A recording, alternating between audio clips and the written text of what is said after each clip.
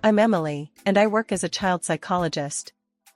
Ever since I was little, I've had two loves, my dad and books. My dad, George, runs a big publishing house, and I practically grew up in those stacks of manuscripts and the smell of fresh ink. Life's funny that way, sticking you right where you belong from the start. Every month, like clockwork, I'd tag along with Dad to his office. It was our thing, end of the work week, and we'd grab dinner after, just him and me. That particular Friday started no different. The office buzzed with the usual energy of deadlines and last-minute deals. I was sitting in Dad's office, flipping through a manuscript that was probably too old for me, when he walked in with someone. "Emily, this here is Jacob. He's got a knack for stories, but hasn't found his rhythm yet," Dad introduced us. Jacob was a bit rough around the edges, jeans, a bit scruffy, but his smile was something else. He carried a manuscript under his arm, clearly well handled, with dog-eared pages sticking out. "Nice to meet you, Emily. Heard a lot about you. Your dad can't stop bragging about his brilliant daughter," Jacob said, extending his hand. I shook it, feeling a little flush. "Nice to meet you too. Hope Dad's not overselling me." We laughed, and Dad clapped his hands, pleased. "I'll leave you two to chat. Emily, why don't you show Jacob around? Might do him good to see the place through someone who loves it as much as you do." As we walked through the corridors, I could feel Jacob's curiosity peeking at every corner. "So, you really like coming here? Doesn't it get, I dunno, boring?" "Not really," I shrugged. "Each book is like a new world. Isn't that what drew you to writing?" He chuckled, running a hand through his hair. "Yeah, something like that. But it's tough, you know? Trying to make a living out of worlds in your head." We ended up in the cafeteria, and I bought us 2 coffees. As we sat, Jacob's gaze was pensive, his fingers drumming on the table. "You ever think about writing yourself? You know so much about this stuff." "Maybe," I admitted, sipping my coffee. "But right now, I'm more into helping kids. They've got their own stories, you know?" "Makes sense," Jacob nodded. "Hey, thanks for showing me around, Emily. Feels less intimidating now." As we walked back to Dad's office, something about Jacob's hopeful, almost vulnerable look struck me. Maybe it was his determination or just his easy way of talking. Whatever it was, I found myself wanting to see him succeed. Driving home later, Dad couldn't stop talking about Jacob. "There's something about that boy. Reminds me of myself when I started out. Raw, but something golden there." I smiled, looking out the window, the city lights blurring by. "Yeah, Dad. I think he'll make it." Little did I know, that day wasn't just another end of the week. It was the beginning of everything, of love, of dreams, of the twisted roads we'd soon walk. After Jacob and I got married, life took a turn, not just sideways, but upside down. His books weren't selling. Money was tight, and tensions were high. I started running after-school clubs and taking extra shifts, anything to make ends meet. We were living on dreams and instant noodles, pretty much. One evening, after a particularly long day, I found Jacob slumped over his desk, papers scattered around like the aftermath of a storm. He looked up at me, his eyes hollow. "I don't know if I can do this anymore, Em. Maybe I'm not cut out for writing," he muttered, shuffling through his failed manuscript pages. Sitting beside him, I grabbed his hand. "Look, everyone hits a rough patch. Maybe you just need a fresh pair of eyes or a new angle." He scoffed, almost bitterly. "And what? Start writing kiddie books?" "Why not?" I challenged. "You're good at making up stories, and kids love that stuff. Plus, I can help. I know what kids like, remember?" The next day, I talked to Dad about it. We were in his office, the usual clutter of books and manuscripts surrounding us. "Dad, Jacob's struggling with his books. What if he tried writing for children?" I ventured, hoping it didn't sound as desperate as I felt. George, ever the pragmatist, leaned back in his chair, steepling his fingers. "It's a tough market, Em. but it might be his only shot. I'll give him a tip or two, see what he can whip up. So, we started. Our dining table turned into a brainstorming hub. I'd throw ideas at Jacob, and he'd run with them, his typewriter clacking away into the night. Hey, what about a story of a little boy who builds a rocket from cardboard boxes and goes to Mars? I suggested one evening, excited by the thought. Jacob looked up from his typewriter. And what, he fights aliens or discovers a new planet? No, it's about his adventure, the friends he makes along the way. Keep it simple, relatable, I explained, trying to steer him towards empathy rather than action. Could work. Kids like that adventurous stuff, right? Jacob mused, warming up to the idea. Months of trial and error followed. We wrote together, scrapped ideas, and argued over characters and plots. It was messy, frustrating, and absolutely wonderful. One morning, Jacob slid a finished manuscript across the table to me. Read it. It's called Tommy's Trip to Mars. Think it'll fly? I read it, cover to cover, and looked up, finding his anxious gaze. It's perfect. It's going to soar, not just fly. Jacob's first children's book did more than just soar, it skyrocketed. One night, as we celebrated the news of his first sold-out book signing, Jacob pulled me close, his breath warm against my ear. Couldn't have done it without you, Em. This is all you. I laughed, a bit tipsy from the champagne and the joy. It's all us, babe. We're in this together, remember? That night, as we fell asleep, our hands entwined, the weight in my chest felt lighter. We were making it, together. It felt like we'd conquered the world, with just a typewriter and a handful of dreams. Life's got a funny way of giving you exactly what you need when you least expect it. After Jacob's book took off, things started looking up, but it wasn't the book sales or the newfound stability that changed everything. It was the day we found out I was pregnant. I remember telling Jacob. It was a chilly evening, and he was at his desk, sketches and notes scattered around like always. I walked over, holding the test behind my back. Jacob, I've got news, I said, trying to sound casual. He didn't look up, just kept scribbling. Yeah? What's up? Big news, I emphasized, now waving the pregnancy test like a white flag. That caught his attention. He glanced up, saw the stick in my hand, and his face went white, then red, then a weird mix of both. Are you serious? Are we? Yep, we're going to be parents, I grinned, my heart hammering in my chest. He got up so fast, his chair almost toppled over. Coming over, he hugged me, tight like he'd never let go. This is amazing. And it was. Those 9 months flew by in a haze of preparations, doctor's appointments, and Jacob turning our spare room into the perfect nursery.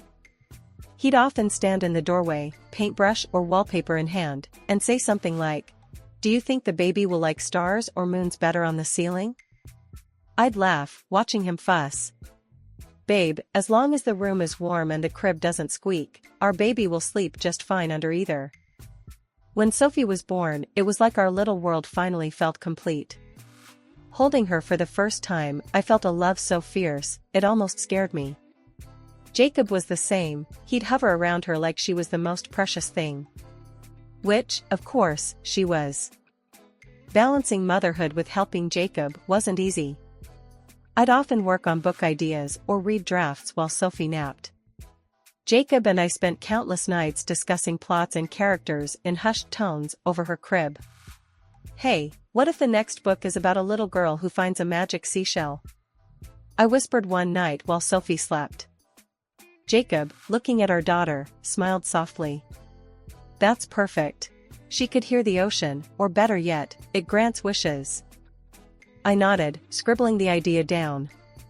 Simple and sweet. Kids will love it. Time passed in a blur of book signings and bedtime stories. Sophie grew, and so did Jacob's career, but we made sure our family time was sacred. Sunday mornings were ours, pancakes and pajamas, no work talk allowed.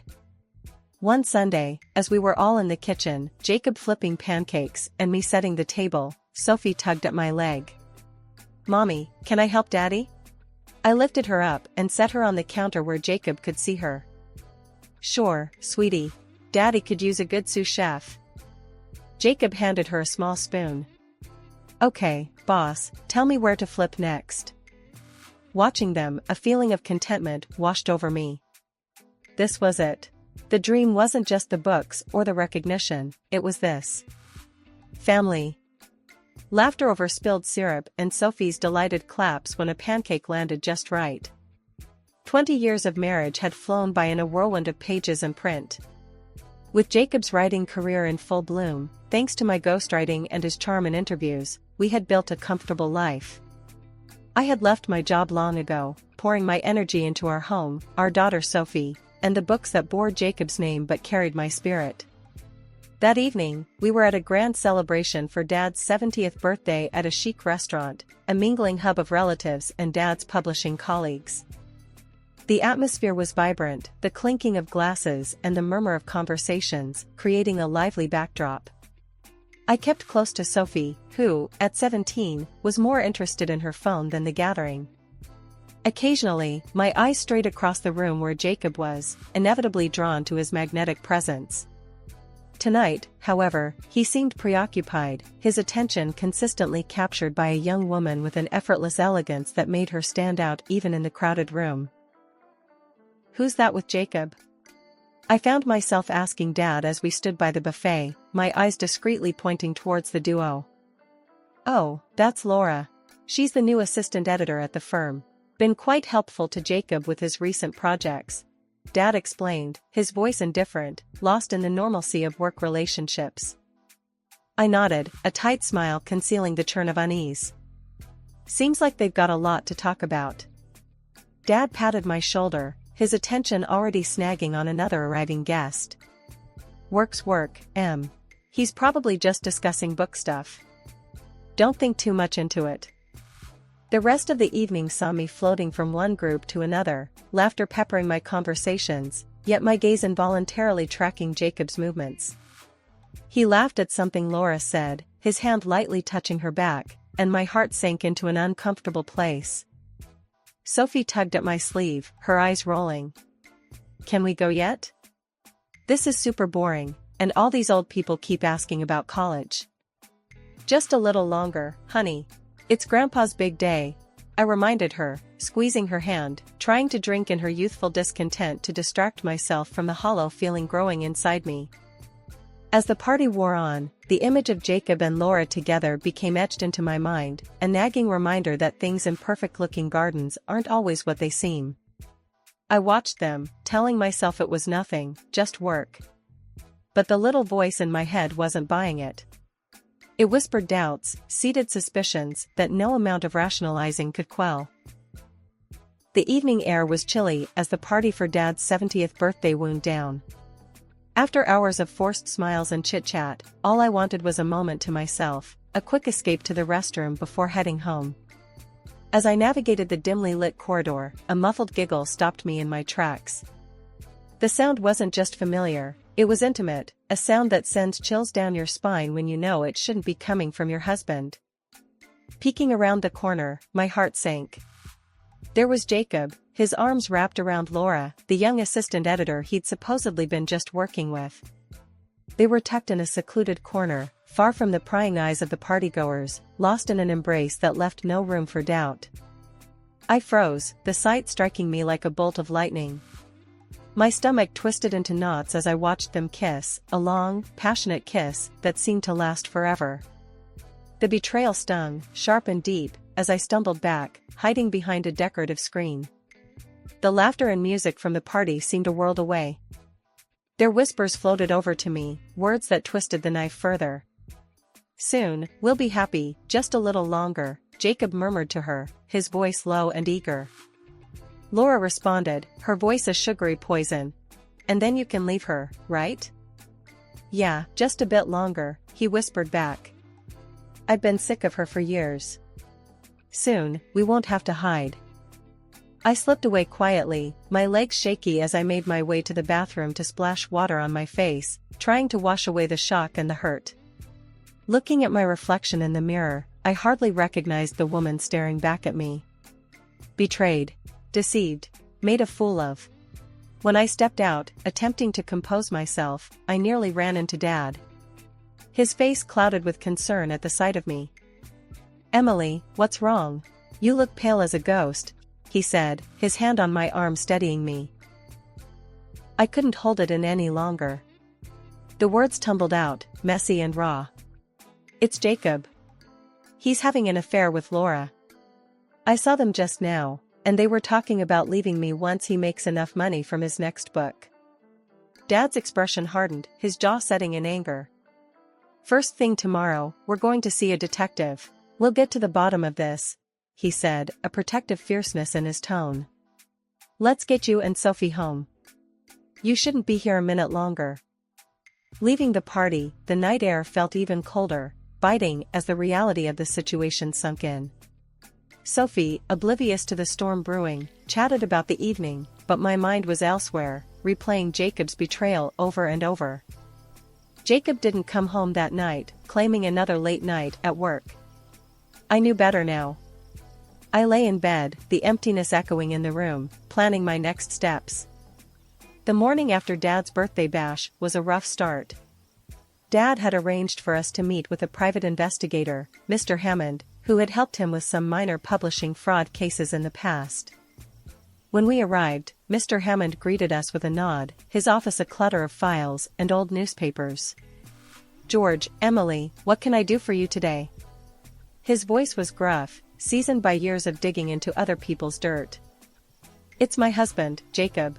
I think he's having an affair," I said, trying to keep my voice steady but feeling it waver under the weight of the words. Mr. Hammond didn't look surprised. Perhaps in his line of work, such revelations were as common as morning coffee.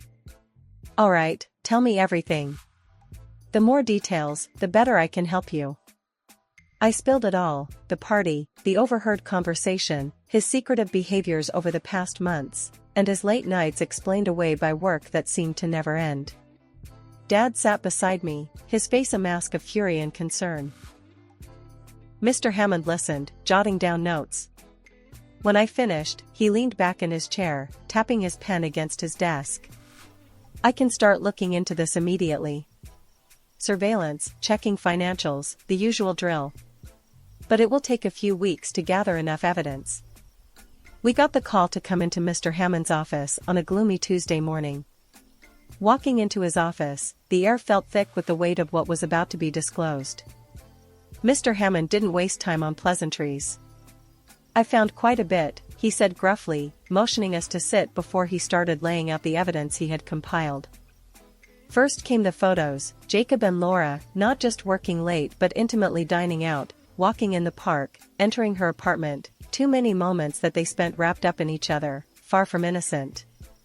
Then he handed over a stack of financial statements and receipts. "Your husband has been quite generous with your joint funds," Mr. Hammond said dryly. There were bank transactions showing large sums transferred to Laura's accounts, purchase documents for an upscale apartment in her name, and even a receipt for a new car, gifts from Jacob. As if that wasn't enough, Mr. Hammond played several audio clips of conversations between Jacob and Laura. Their voices, hushed and excited, discussed not just their affair, but future plans. They talked about getting married once my daughter Sophie was old enough, calculating that it would minimize any alimony payments. Mr. Hammond cleared his throat, bringing my attention back to him. "There's enough here to file for divorce, and not just any divorce, one that will favor you heavily given the circumstances. He broke the trust, and the law has provisions for situations like this."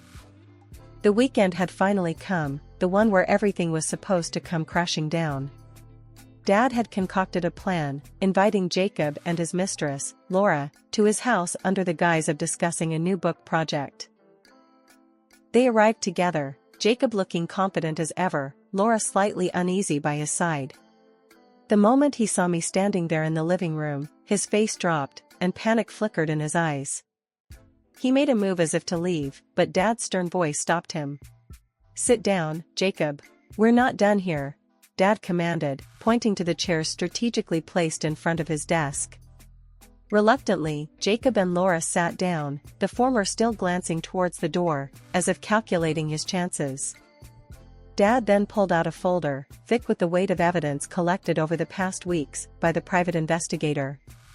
He laid it on the table and slowly began to pull out photographs, one by one, laying them out like a deck of cards that spelled Jacob's downfall.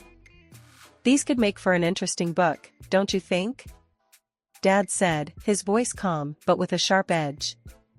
A tale of deceit, betrayal, all backed by these lovely photos and documents. What a story it would make, published for the whole world to see. Jacob's complexion turned a shade paler with each piece of evidence displayed. He started to speak, a feeble attempt to explain himself, but Dad cut him off, pulling out more receipts, bills, checks, all painting a clear picture of the double life Jacob had been leading. Dad continued, his disappointment and anger resonant in his voice.